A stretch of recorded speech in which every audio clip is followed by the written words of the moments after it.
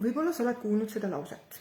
Me tõmbame inimesi, kogemusi ja olukordi ligi vastavalt sellele, millises sageduses me ise oleme.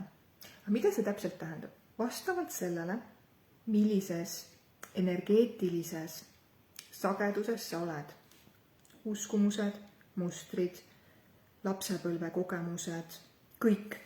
See teeb kokku selle, millises sageduses või energeetilises vibratsioonis sa hetkel oled või sellises energeetilises koodis sa hetkel oled. See kogu aeg muutub, sest me kogu aeg areneme. Vastavalt sellele me tõmbame ligi inimesi ja selle kaudu need inimesed, kes on täpselt samal sagedusel, nad korjavad selle ülesse, nad satuvad sinu teele, neil on pistmist sinuga. Neid inimesi on sinu ümber. Kas siis tööl, perekonnas, sõpruskonnas, mingi suvaline inimene tuleb ligi.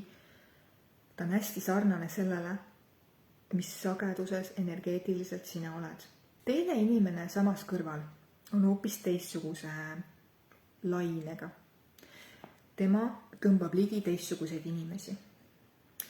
Ja me tihti mõtleme, et huvitav, et too inimene, tal on kogu aeg sellised teistsugused kogemused ja ägedad kogemused ja miks minul ei ole ja asi ei ole selles, et temal on mingi ilusam kleit või sinul on koledam kleit või tal on ilusad juuksed ja sa oled kiilakas. Asi ei ole mitte üldse mingisugustes välimuses või välistes tegurites.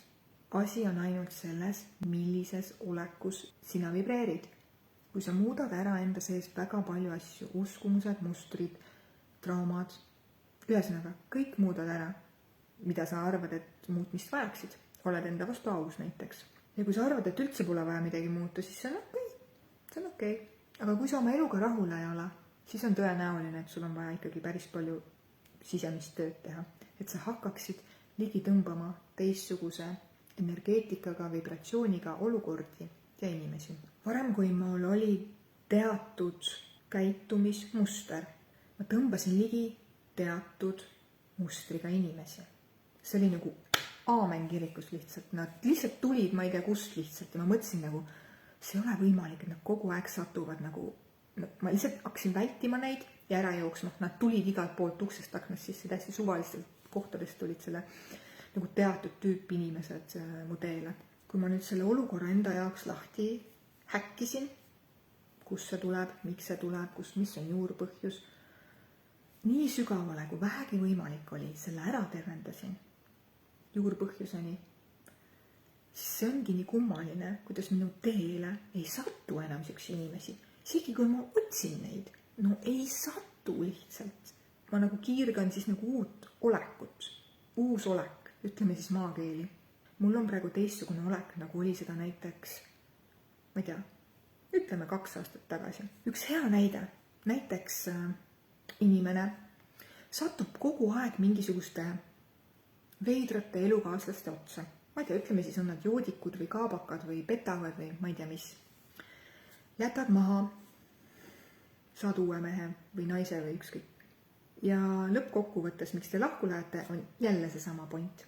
Ta kas petab, joob või põhimõtteliselt see sama muster, nagu oli eelmisel inimesel. Ja siis sa mõtled jälle, et ma pean ikka parema mehe valima.